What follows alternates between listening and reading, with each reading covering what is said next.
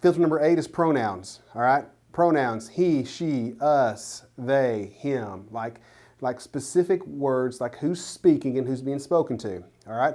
The reason this is important is because you can read texts that do not apply to you, all right? So for instance, like if I'm reading the Old Testament and God is speaking to Moses and using words like him and they, right?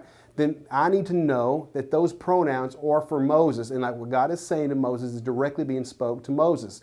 I also need to know the other things, is like when there's an us or a they or a him, like who are they? Are they believers? Like, does this text fit me now? Like, is this verse written towards me? And so, like, let me just give you an example. Ephesians chapter 1, verse 4 says this, "For he chose us in him before the creation of the world to be holy and blameless in his sight.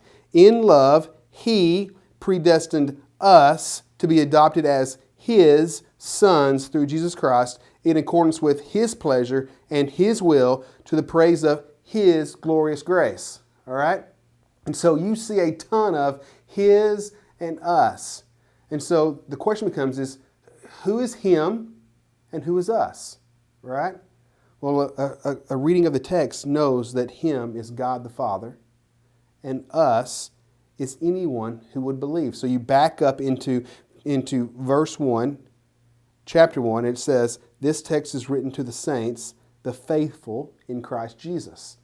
And so if you're one of the faithful in Christ Jesus, then this text is for you. It means that God chose you in him before the foundations of the world were laid, right? In God, he handpicked you for the praise of his glorious grace. These things have massive ramifications. And so now you know that this text is written between God the Father and you. And now it becomes important to understand what God is trying to tell you. And so, filter number 8, pronouns.